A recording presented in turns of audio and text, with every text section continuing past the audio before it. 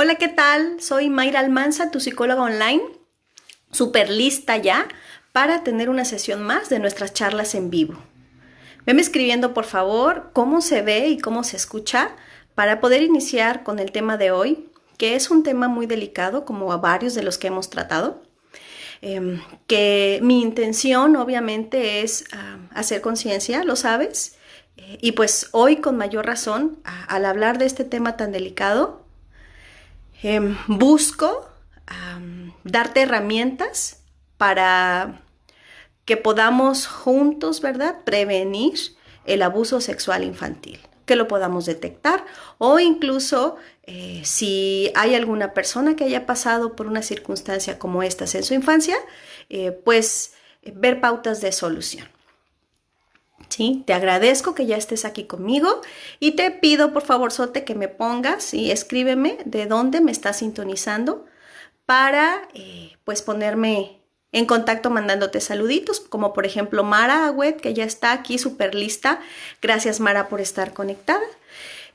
Así por favor váyanme escribiendo de dónde son. Yo, como te lo dije, estoy en Tepic, Nayarit, aquí en México, como me lo has escuchado en otros en vivos. Y bueno, vamos comenzando entonces hablando, como te digo, de este tema tan delicado que es el abuso sexual. En primera instancia me gustaría definir qué es un abuso sexual. Propiamente un abuso sexual y una violación no podría utilizarse como un sinónimo, porque hay muchas personas abusadas que no han sido penetradas y aún así sigue siendo un abuso sexual. Entonces, por eso es tan importante comentarlo. Gracias a las personas que se están conectando desde San Diego. Saludos, Alicia Gómez, Rosy, Triana. Un besote hasta Gómez Palacio, Durango. Bien, continúo entonces diciéndote cualquier conducta. Nos estamos enfocando el día de hoy a los niños, porque obviamente el abuso sexual puede suceder en cualquier parte de nuestra vida, ¿no? Pero el tema de hoy es la prevención y la detección en los niños. Entonces, ¿cómo podríamos catalogar, ¿no?, un abuso sexual? Es cualquier tipo de conducta, ¿sí?, que al niño lo lleve a sentirse incómodo, ¿sí?, practicando o dejando que le practiquen algún tipo de conducta sexual. ¿Sí? Insisto, no necesariamente tiene que haber una penetración. Simples tocamientos. Parecería, ¿verdad?, que fuera algo sencillo, pues esto ya se podría estar catalogando como abuso sexual. Y tiene un impacto muy importante, obviamente, en los niños. Déjame decirte que hay estadísticas muy tristes al respecto en nuestro país. No sé de qué otro país me veas. Sé que hay gente de Estados Unidos. Sé gente de Centroamérica que también luego se llega a conectar. No sé cómo sea con ustedes, pero en México el abuso sexual no se tipifica como un delito grave en donde haya una condena muy larga. De hecho, tristemente, lo voy a decir también, la estadística se queda corta respecto a la cantidad de abusos que existen.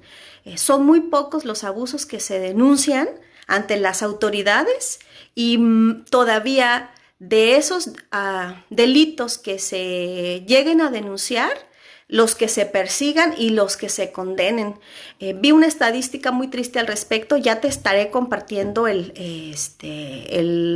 artículo que publicó Animal Político respecto a esto, por ahí chécalo en mi página, va a aparecer, te lo pongo hoy o si no mañana temprano, en donde, híjole, pues sí, me quedé súper impactada. Imagínate, de 100 casos de abuso, ¿no?, que en algún momento lleguen a denunciarse, solo el 10% llevan a una investigación y solo el 1% puede recibir una sentencia.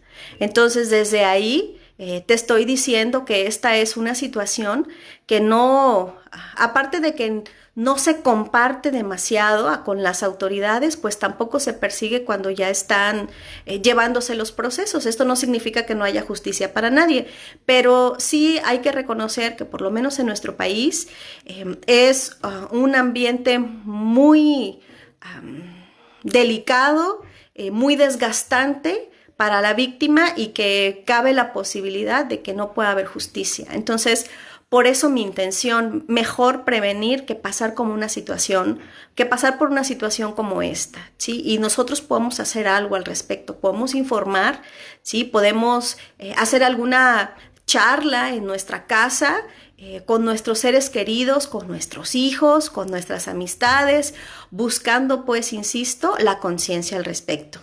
Fíjate, quiero comentarte que mi inquietud sale de hacer este programa porque he escuchado muchas historias donde hay situaciones como estas y aunque cada caso es diferente, sí como que comparten ciertas características. De hecho, platicando con una de las personas que me compartió su historia, le comenté mi inquietud, ¿no? Esto de decir, ¿sabes qué? Tenemos que hablar de esto para que pase menos. Ojalá, ¿verdad? Para que no pasara. Bien, en mi generación, yo tengo 41 años, ¿sí? Y en mi generación el abuso sexual era algo muy común, fíjate, que aun cuando no se platicara, cuando no se abordara, eso no significaba que no pasara. Yo no sé qué edad tienes, tú que me estás viendo, pero sí te puedo decir que por lo menos en los 70s, 80s, incluso en los 60s, era algo que pasaba muy frecuentemente en casa.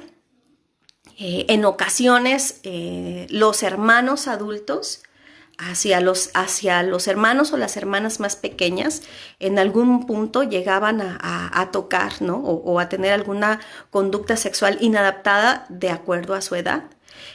También se sabe, ¿no?, que los niños y las niñas de esta época de las que te estoy hablando estábamos más en riesgo por las familias numerosas, porque convivíamos mucho con otras personas y aun cuando eran épocas en donde la unión familiar era importante, ¿no?, y se daba muchísimo más que ahora, también hay que reconocer que estaba este peligro muy grande, ¿no? En la estadística de este artículo que te voy a compartir, se dice, ¿no?, que las principales personas que abusan de los niños están en casa. Son padrastros, son papás, son hermanos, son primos, son tíos, más allá, fíjate, de ser alguien desconocido. Sin embargo, obviamente también gente fuera del núcleo familiar en algún momento podría ser el abusador, ¿no? Como por ejemplo en la escuela o algún mentor, alguna persona que practica algún deporte o incluso a alguien que se acerca, ¿no?, a alguna institución religiosa y que sabemos que también ha sucedido. Entonces, el peligro puede estar en todos lados. Por eso es importante que alertemos y platiquemos con nuestros hijos precisamente al respecto. Fíjate que otra cosa sucede respecto al abuso sexual.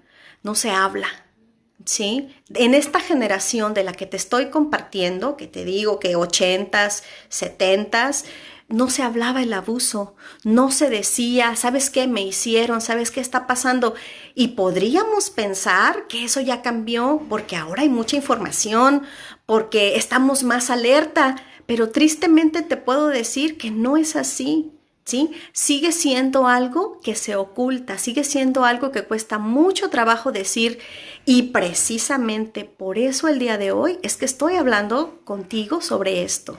Porque hay que hacerle saber a las personas o a los niños que son abusados o que fueron abusados que es importante soltar y sanar, y en este caso con los niños que es importante hablar, decir, comunicar cualquier tipo de situación en donde se hayan sentido incómodos ante la actitud de alguno de sus iguales en cuanto a edad, obviamente, o de algún mayor.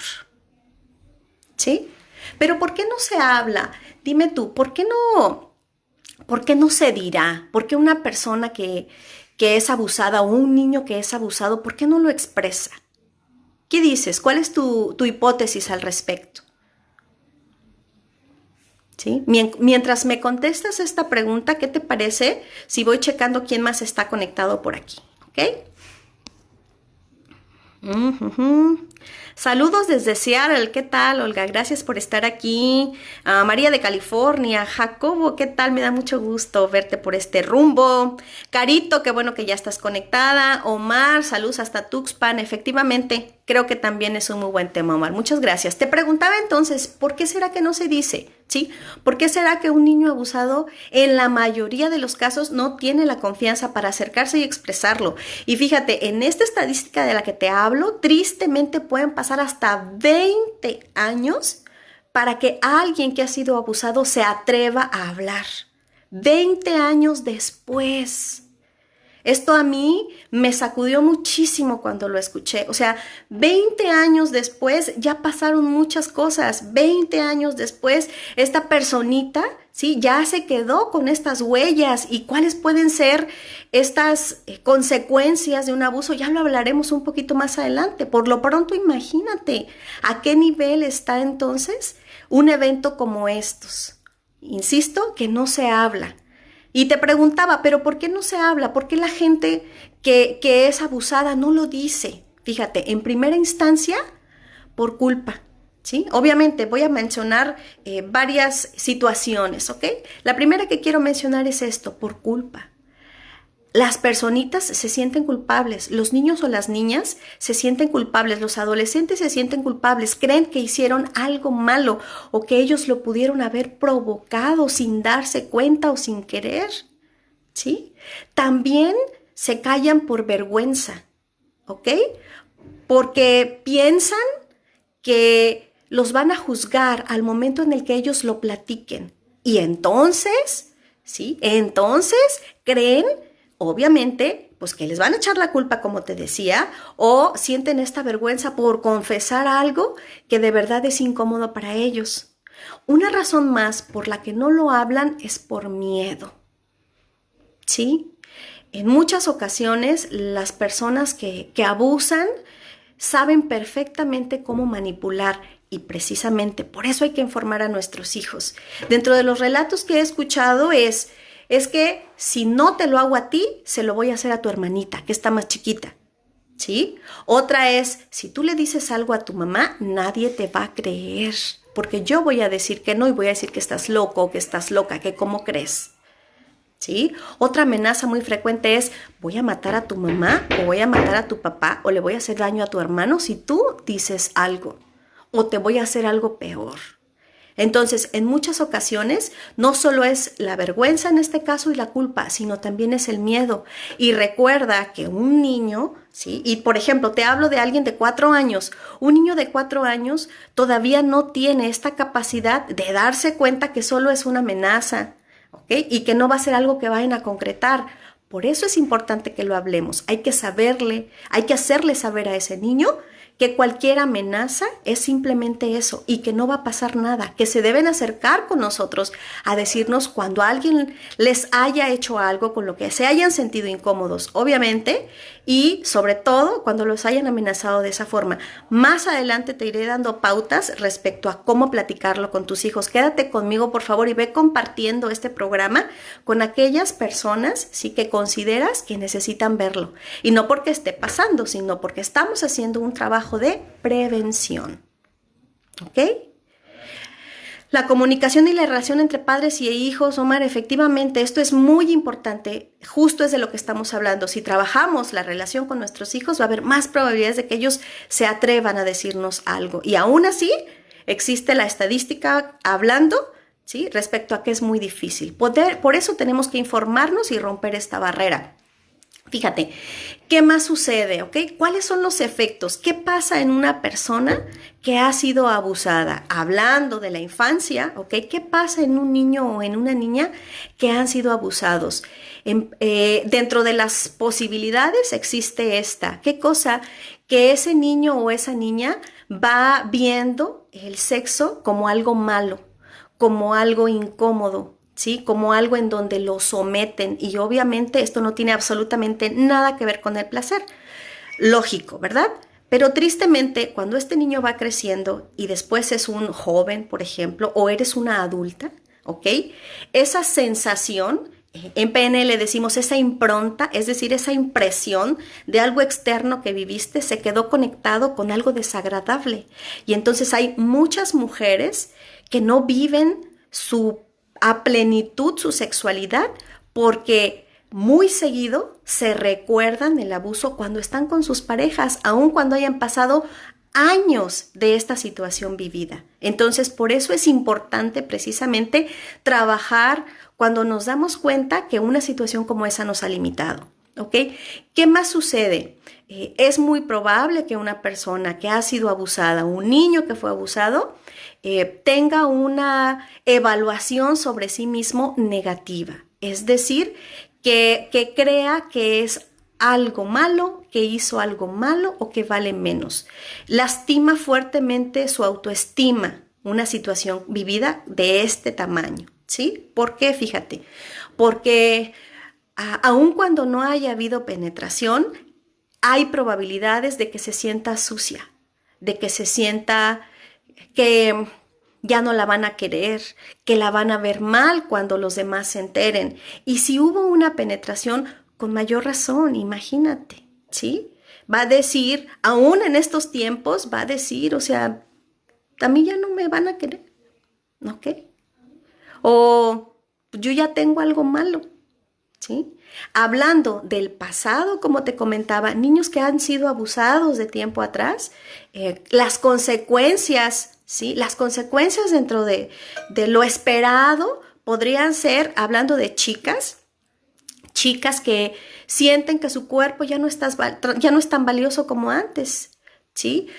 Chicas que pierden el sentido de su valor y entonces hay más probabilidades de que ya no lo cuiden a su cuerpo en este caso, que ya no lo vean como el templo sagrado que es y entonces pierdan esta noción del autocuidado y se acuesten con quien sea, porque al final de cuentas pues ya no importa, ¿sí? Cuando obviamente esto no es así, por supuesto que no, ¿sí? ¿Qué otra situación puede vivir una persona que ha sido abusada? Que se encapsula, vive una introversión, su carácter puede cambiar. ¿Qué quiere decir esto? Que de ser un niño o una niña muy alegre, que platica, que hace bromas, que juega, que ves muy feliz por la vida, sí, puede ser que llegue a un punto en donde esa personita se encierra, ya no quiere hablar, ¿sí? Se siente insegura para muchas cosas. Puede cambiar hasta ese punto, ¿sí? Un evento como este que te estoy hablando puede improntar tan fuertemente a la persona que la puede hacer súper tímida y súper insegura, ¿sí? Por la vergüenza y por la culpa y por el poco valor que puede llegar a sentir por ella misma después de haber vivido algo como eso, ¿sí?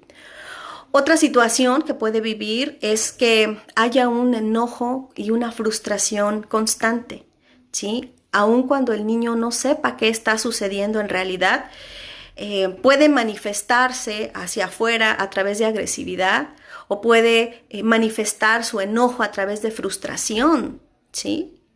Entonces fíjate cómo ahorita ya te estoy dando pautas para estar observando con tus hijos, ¿sí? Cuando hay algún cambio de comportamiento en tus hijos, hay que acercarse a ver qué está sucediendo. Pesadillas en la noche, ¿sí? Miedos aparentemente sin sentido, ¿ok? Agresividad, ¿sí? O conductas, incluso conductas sexuales que no van de acuerdo a su edad. Todo esto es importante que lo observes. Más adelantito ya te iré diciendo cómo abordar el tema, pero desde ahorita estas son señales que nos pueden indicar muchas cosas, ¿sí? ¿Qué opinas de lo que estoy hablando? ¿Qué te parece el tema? Voy a ir leyendo un poquito, ¿ok? Para continuar con la información. Juana, ¿cuánta razón tienen sus palabras? Muy buen tema que existe y ha existido en todos los tiempos. Así es, Juana, y hoy lo estamos abordando porque queremos que disminuya este fenómeno que, aunque no se dice, no deja de pasar, ¿ok? Bien, me ha tocado ver quiero enfatizar ahorita en este punto, ¿ok? Escucho o he visto el impacto que tiene en personas mayores, ¿ok? Te estoy hablando, te digo, de mi generación, gente de mayor edad o gente de menor edad, pero de los adultos que en algún momento buscan sanar este daño, suelen relatar eventos que a mí me parecen muy tristes y que otra vez Los quiero compartir porque es un grito desesperado a través de otros testimonios para evitar que pueda pasar algo así en casa, ¿sí? Ha habido personas en donde son sus padrastros los que abusan de él o de ella, ¿sí? Porque aquí todos están en riesgo. Déjame decirte que no por ser mujeres somos las únicas o por ser niñas somos las únicas. Hay muchos niños que son abusados, e insisto, y que tampoco lo están platicando, ¿sí? Abuelos en algún punto, también he escuchado esto. Es que mi abuelo, es que era quien yo quería, se supone que era quien me cuidaba y mira lo que me hizo, ¿sí? Lo he escuchado de hermanos, como te digo, y hay que distinguir claramente que el abuso sigue siendo abuso, es decir, un niño de 4, 5, 6, 10 años que ha sido tocado por alguien más grande, en algún punto se puede sentir abusado, ¿ok? Cuando es entre niños o entre adolescentes, hay una desinformación por parte del más grande, falta orientar al más grande, ¿ok? ¿Por qué? Porque propiamente todavía no tiene esta capacidad del cerebro, su lóbulo frontal todavía no está desarrollado, su sentido del placer, de la moral, sí, del placer todavía no está bien definido. Hay mucho que hacer todavía.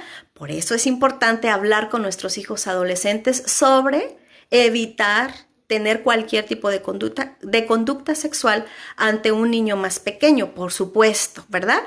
Sin embargo, fíjate, también sucede algo muy triste y aquí es cuando ya se convierte en un delito, ¿sí? ¿Qué es lo que sucede cuando es una persona adulta la que toca a un niño?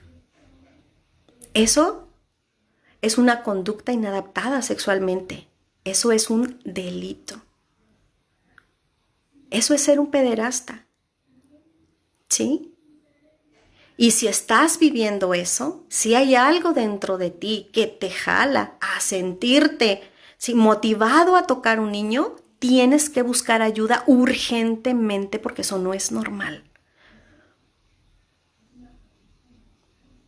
¿sí? Hay un daño importante y es probable que detrás de esto haya incluso algún abuso, pero no es normal y tienes que romper eso porque puedes dañar o estás dañando a mucha gente, ¿sí? Ahora, si el episodio se vivió, como te digo, entre niños o niños un poquito o adolescentes, ¿ok? Todavía podemos decir que es porque no ha habido esta conciencia sobre el impacto que pueden generar, ¿no?, este tipo de conductas. Aún así, obviamente, no es justificable. Sin embargo, en terapia es importante entender el contexto y saber, ¿no?, qué fue lo que motivó a un adolescente a tocar a alguien más pequeño, ¿sí? Para mí, como profesional de la salud, insisto, tiene que ver con desinformación. Ese adolescente no ha sido orientado de forma correcta respecto a sus deseos y a sus necesidades o ha observado conductas inadaptadas, ¿ok? Por eso es importante hablarlo. Y es mucho más fácil resignificar muchas situaciones cuando ha sido este contexto, ¿no? Es mucho más difícil todavía, por lo menos desde mi experiencia profesional, es mucho más difícil hacerlo cuando ha sido un adulto el que ha cometido un delito.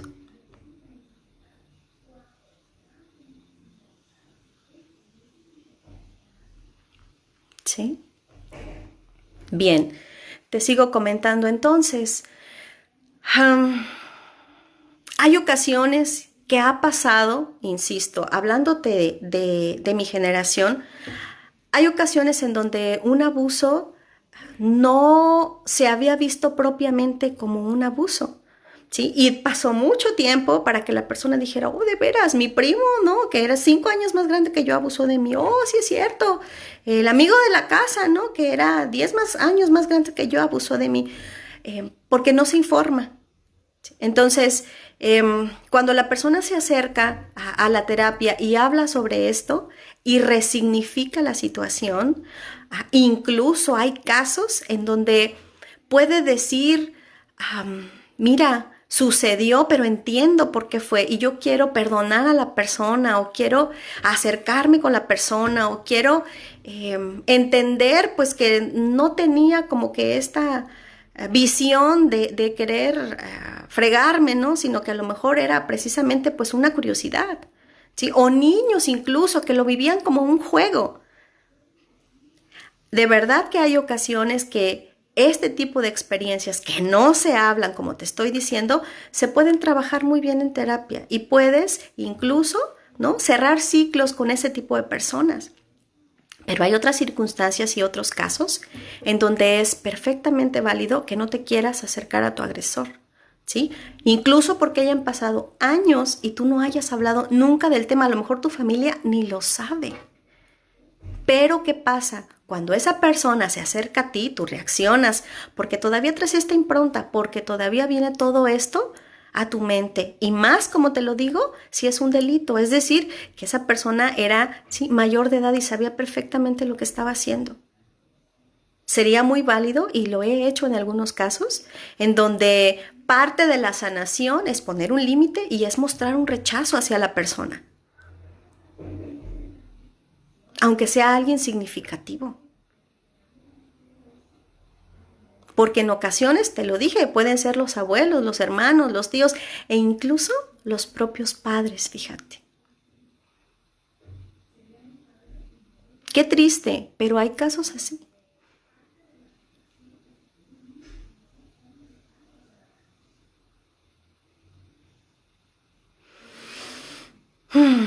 Muy fuertes palabras esta noche. De verdad que el hecho de haberme atrevido a hablar sobre este tema me estuvo haciendo mucho ruido en la cabeza antes de que saliera. Sin embargo, creo que es importante hacerlo. Se tiene que hablar, porque esa es la llave para poder prevenir. Hablar. ¿Sí? Ahora, ¿cómo puedes hablar con tu hijo respecto a la importancia del cuidado de su cuerpo? Ahora hay mucha información al respecto. Te voy a estar poniendo videos en el transcurso de hoy y mañana para diferentes edades en cómo lo puedes abordar, ¿sí? Por lo pronto, fíjate, ya desde el preescolar empieza a trabajarse esto. No me dejarán mentir aquellas mamás que pasaron por esta etapa en donde se hablaba sobre el autocuidado y las maestras o los maestros buscaban involucrar el tema precisamente en donde le enseñemos a los niños a que tiene partes privadas. Este es un término muy común utilizado por los pedagogos para enseñar, ¿ok?, el autocuidado. Todos tenemos partes privadas y esas partes privadas, obviamente, como su nombre lo dice, son nuestras y muy pocas personas o casi nadie las debe tocar, ¿sí?, o las debe ver. ¿Y cómo me puedo dirigir al niño con sus partes privadas? Pues hablarle de sus genitales, ¿sí?, en donde yo le explique a mi hijo o a mi hija, sobre todo si es pequeño, como te estoy diciendo, ponle de los 3 a los 7 años, de los 3 a los 6, 7 años, que todavía no tiene mucha conciencia, este término te va a ayudar mucho para que te acerques, ¿sí? Decirle, tus partes privadas son exclusivamente tuyas y señalarle cuáles son esas partes privadas. En las niñas háblale de sus senos, ¿sí? Háblale de sus genitales, ¿ok? A tu manera, como tú le quieras decir. No importa que no le digas el nombre real, pero es importante que sepa ella que son privadas y que no las debe tocar, ¿sí? Ni sus primos, ni sus amiguitos, ¿ok? Su mamá y su papá a veces. Y también puedes decirle, hija, si tú te sientes incómoda, hijo, si tú te sientes incómodo cuando yo toco tus partes privadas, dímelo. A lo mejor lo estoy haciendo de una manera que no es la adecuada. A lo mejor cuando, no sé, estoy hablando de niños chiquitos, cuando te limpio la popó, cuando te limpio la pipí. Si a ti no te gusta, dime, pero exprésalo, ¿ok? Y decirle que nadie, ¿sí?, ninguna persona tiene derecho a invadir su privacidad, invadir sus partes privadas. En esta etapa en la que te estoy hablando, de los 3 a los 7 años, viene una curiosidad natural que Sigmund Freud hablaba, ¿no?, de ella, el padre de la psicología, en donde decía que hay una curiosidad natural por saber la niña que es niña y el niño que es niño, por conocer, ¿no?, cómo son los genitales del sexo opuesto, precisamente por esta curiosidad, incluso hasta de tocar, fíjate, sus propios genitales en este autodescubrimiento, en este conocimiento de mi persona y el concepto que me lleva a todo eso. Es natural que el niño o la niña tenga curiosidad, por eso es importante que nosotros orientemos, ¿sí? Por eso es importante que les recordemos a nuestros hijos que sus partes privadas son precisamente eso, ¿ok? Y más allá de infundirles miedo, podemos hablarles del cuidado, ¿ok? Respecto a su cuerpo, hacia la higiene, por ejemplo, y hacia el evitar enfermedades. En estas edades de las que te estoy hablando, puedes prevenir el abuso sin necesidad de decirle tantas cosas al niño que todavía no tiene esta capacidad. Te estoy dando pautas. La primera es esa, háblale que tienen partes privadas y por eso son privadas. Y segundo, háblale que sus partes privadas son muy delicadas y entonces se pueden infectar con dedos sucios, ¿sí? Con movimientos bruscos. Y si trabajas esto con tu hijo o con tu hija, va a haber más probabilidades que te hable cuando algo le incomode. ¿Ok? Bien, ahora, tienes una chica ya, un chico de los 7 a los, ponle a la edad preadolescente, de los 7 a los 10, 11 años, ya puedes hablar con él de otra forma, ya puedes hablar con ella de otra manera, ya le puedes hacer conciencia de otra forma. ¿Sí? En esta etapa ya no falta mucho, a los 9 años más o menos, 8 9 años, ya se están hablando en las primarias sobre los aparatos reproductores, sobre la gestación incluso, y aunque muchos papás en ocasiones pueden ofenderse por el contenido que tengan algunos libros de texto, estoy hablando de mi país, no sé cómo sea en el tuyo, es importante que aprovechemos entonces estas circunstancias para reforzar, ¿ok? Aquello precisamente de lo que tenemos que cuidar a nuestros hijos. Y si nuestros hijos son adolescentes, estamos hablando ya de los 13 en adelante, otra vez, con mayor razón hay que hablar del tema. Date cuenta entonces, este tema se tiene que hablar en cualquier etapa de la edad de nuestros hijos. Lo único que tenemos que hacer es modificar la forma en la que lo vamos a hacer. A un adolescente le vamos a hablar de los riesgos que existen, de las enfermedades de transmisión sexual que hay, de la importancia, ¿sí? De la justicia y de la importancia de poner un alto a una persona que esté realizando un acto como estos, porque no solo es uno, ¿sí? Alguien que abusa de un niño, ¿sí? Probablemente es una patología, como te decía, y va a haber más. Si no ponemos un alto, va a haber más, ¿sí?